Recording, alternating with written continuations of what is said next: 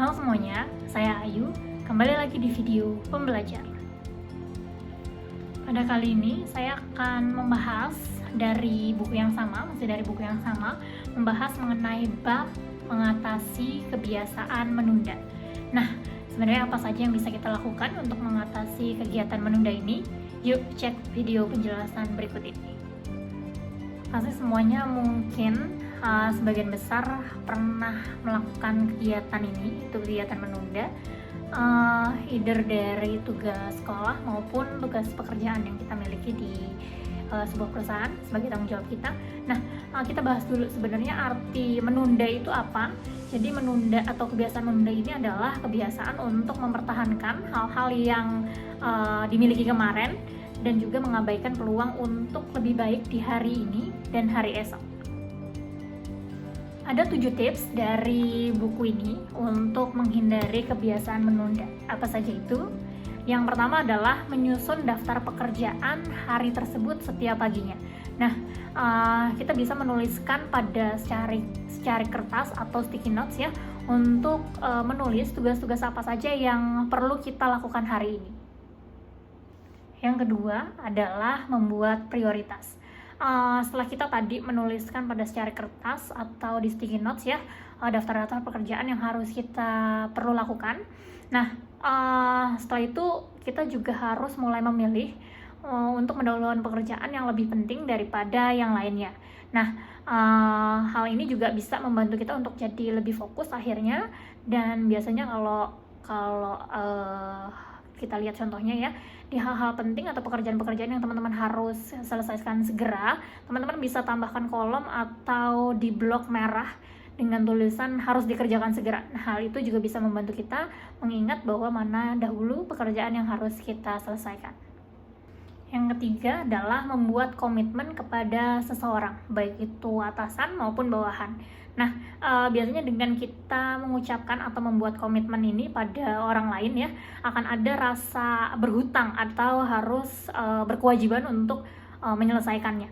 Nah, biasanya kalau di HR itu ya, sudah ada beberapa kesepakatan, komitmen atau MOU yang biasa kita lakukan per tiap bulannya. Nah, hal ini juga bisa menjadi salah satu tips untuk kita akhirnya tidak menunda pekerjaan. Tips yang keempat adalah melakukan tugas yang paling tidak disukai di pagi hari atau paling awal. Kenapa hal ini kita lakukan? Biasanya pekerjaan yang paling tidak kita suka itu pasti menjadi salah satu faktor kita menundanya.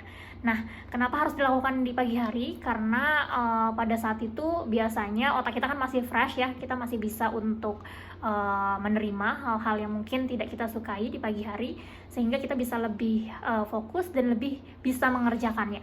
Nah, salah satu alasan juga kenapa akhirnya orang itu sering menunda pekerjaan, karena mereka sudah punya satu rasa suntuk ya dalam hal mengerjakannya, sehingga pekerjaan-pekerjaan itu bisa tertunda. Yang kelima adalah menyediakan waktu khusus untuk aktivitas gangguan atau cheating time kalau dibilangnya ya. Nah, kadang pekerjaan ini terhambat oleh satu gangguan yang terjadi baik itu dari eksternal maupun internal. Nah, namun kebanyakan biasanya gangguan itu disebabkan oleh faktor internal, di mana kita lihat pop up masuk message dari siapa, kita akan balas SMS-nya, atau memang ternyata di Instagram ada notification masuk, kita juga buka Instagram atau email dan lain sebagainya. Nah, hal itu sangat-sangat membuat kita untuk menunda pekerjaan. Nah, oleh karena itu ada baiknya kita menyisipkan waktu atau cheating time itu pada saat kita melakukan pekerjaan. Bisa jadi 15 menit untuk break atau memang waktu tertentu yang teman-teman tentukan sendiri. Tips selanjutnya adalah menulis batasan waktu di tempat yang mudah terlihat. Mungkin salah satu contohnya itu kita bisa ambil MasterChef ya. Nah, di MasterChef itu kan pasti kita dikasih waktu tuh di jam gede di atas gitu ya, dikasih waktu masak 60 menit gitu ya.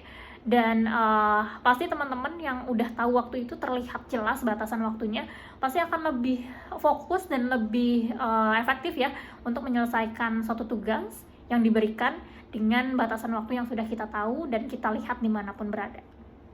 Tips yang terakhir adalah traktir diri sendiri, atau mungkin anak sekarang kenalnya dengan kata self reward ya. Nah, setelah kita bisa melakukan semua hal yang sudah tadi kita sebutkan sebelumnya dengan baik dan menyelesaikan semua pekerjaan tanpa menundanya, kita bisa memberikan hadiah untuk diri kita sendiri atau mentraktir diri kita sendiri. Bentuknya bebas, boleh hal-hal yang teman-teman sukai, misalkan tas mungkin buat yang perempuan, make up, atau sekedar jalan ke mall, nonton, atau makan makanan enak yang paling disukai. Itu juga bisa menjadi salah satu hal atau salah satu tips yang bisa kita lakukan untuk menunda pekerjaan. Terima kasih teman-teman sudah menonton video ini sampai habis. Semoga 7 tips tadi bisa membantu kita atau teman-teman lainnya yang hobi dalam menunda pekerjaan. Sampai bertemu di video selanjutnya.